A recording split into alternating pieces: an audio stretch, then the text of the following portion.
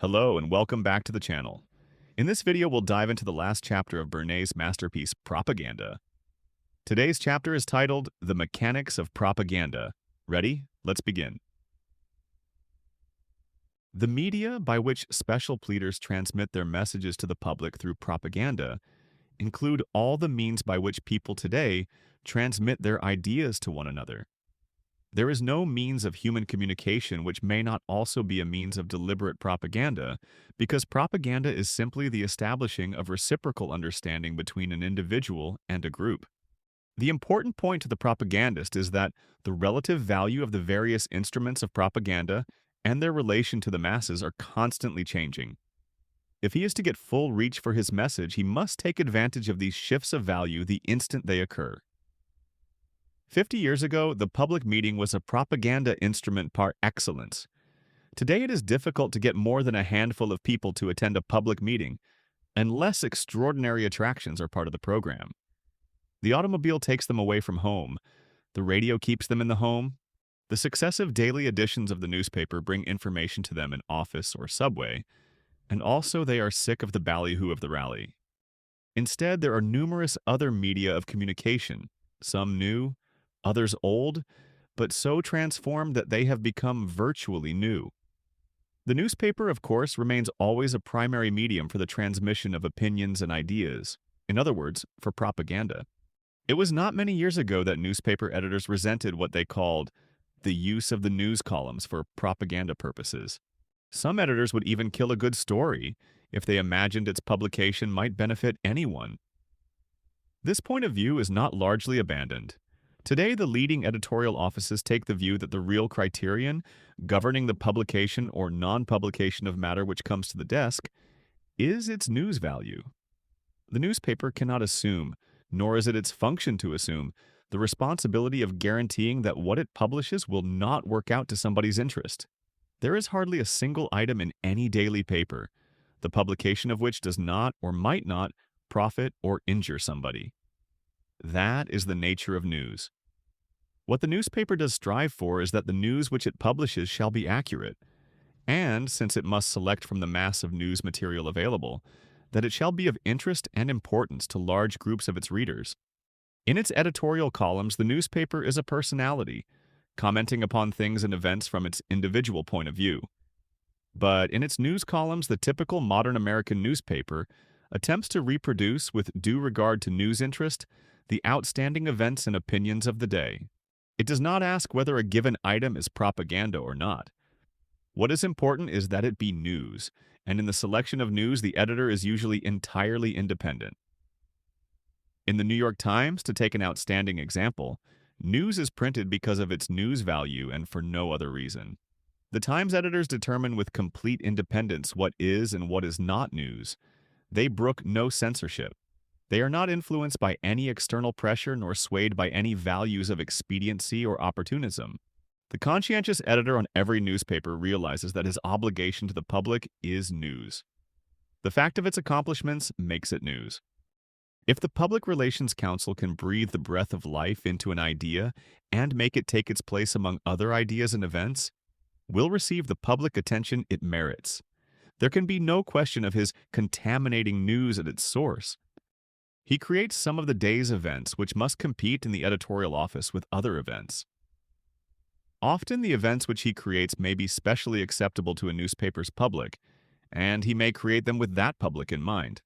If important things of life today consist of transatlantic radiophone talks arranged by commercial telephone companies, if they consist of inventions that will be commercially advantageous to the men who market them, if they consist of Henry Fords with epic-making cars, then all this is news. The so-called flow of propaganda into the newspaper offices of the country may, simply at the editor's discretion, find its way to the wastebasket. The source of the news offered to the editor should always be clearly stated and the facts accurately presented. The situation of the magazines at the present moment, from the propagandist's point of view, is different from that of the daily newspapers. The average magazine assumes no obligation, as the newspaper does, to reflect the current news. It selects its material deliberately, in accordance with a continuous policy. It is not, like the newspaper, an organ of public opinion, but tends rather to become a propagandist organ, propagandizing for a particular idea, whether it be good housekeeping or smart apparel, or beauty and home decoration, or debunking public opinion, or general enlightenment, or liberalism or amusement. One magazine may aim to sell health, another English gardens, another fashionable menswear, another Nietzschean philosophy. In all departments in which the various magazines specialize, the Public Relations Counsel may play an important part. For he may, because of his client's interest, assist them to create the events which further their propaganda.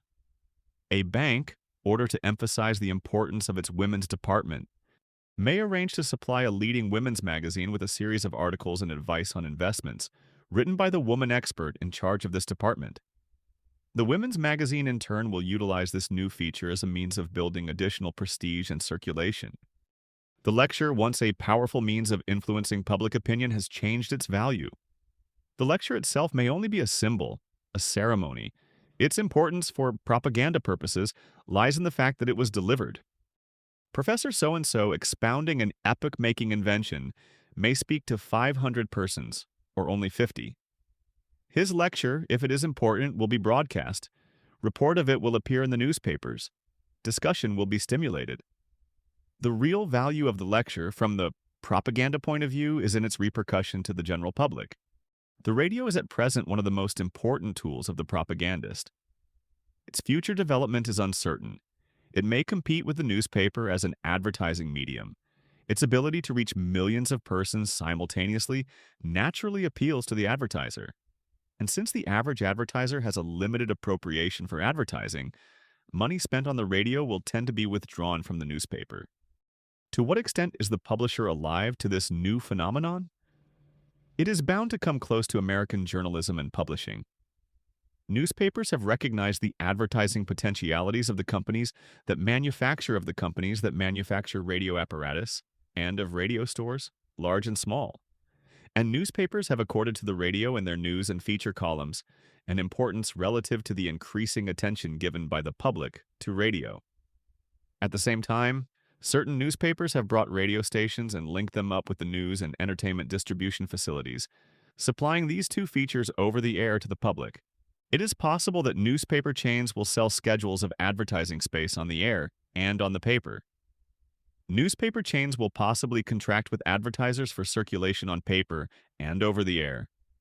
There are, at present, publishers who sell space in the air and in their columns, but they regard the two as separate ventures.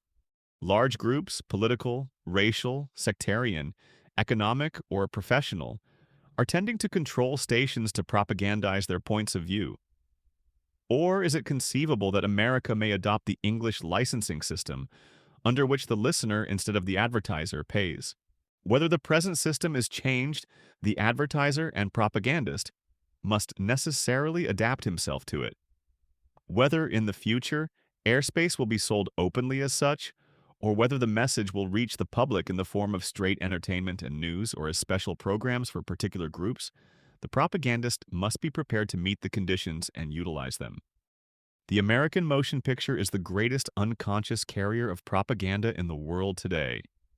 It is a great distributor for ideas and opinions. The motion picture can standardize the ideas and habits of a nation.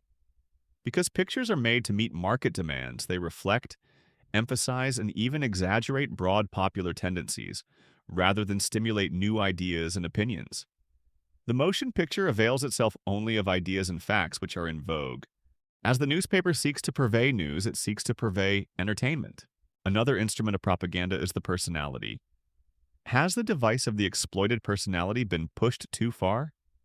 President Coolidge, photographed on his vacation in full Indian regalia, in company with full-blooded chiefs, was the climax of a greatly over-reported vacation.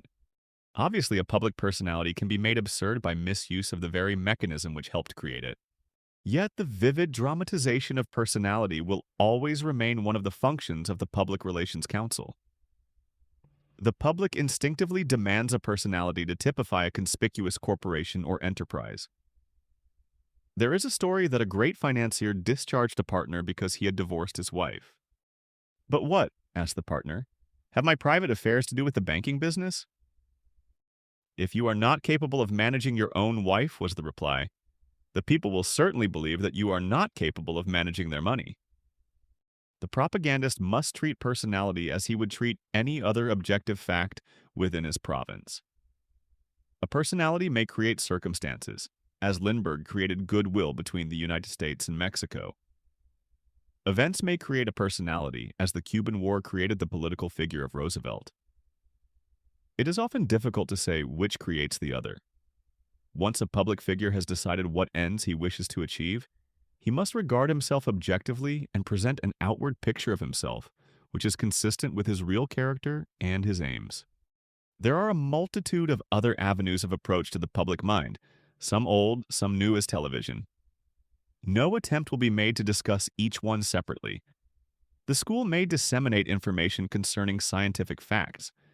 The fact that a commercial concern may eventually profit from a widespread understanding of its activities because of this does not condemn the dissemination of such information, provided that the subject merits study on the part of the students. If a baking corporation contributed pictures and charts to a school to show how bread is made, these propaganda activities, if they are accurate and candid, are in no way reprehensible, provided the school authorities accept or reject such offers carefully on their educational merits.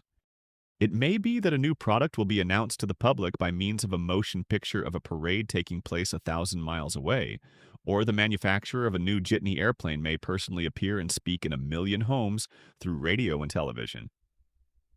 The man who would most effectively transmit his message to the public must be alert to make use of all the means of propaganda. Undoubtedly, the public is becoming aware of the methods which are being used to mold its opinions and habits. If the public is better informed about the processes of its life, it will be so much the more receptive to reasonable appeals to its own interests. No matter how sophisticated, how cynical the public may become about publicity methods, it must respond to the basic appeals because it will always need food, crave amusement, long for beauty, respond to leadership. If the public becomes more intelligent in its commercial demands, commercial firms will meet the new standards. If it becomes weary of the old methods used to persuade it to accept a given idea or commodity, its leaders will present their appeals more intelligently. Propaganda will never die out. Intelligent men must realize that propaganda is the modern instrument by which they can fight for productive ends and help to bring order out of chaos. Congratulations! You have reached the end of Bernays' propaganda playlist. If you enjoyed this video, you might want to check the books available in our link in the description. There you'll find many fundamental marketing books in different languages. And don't forget to subscribe to the channel for more persuasion-related content. See you in the next one.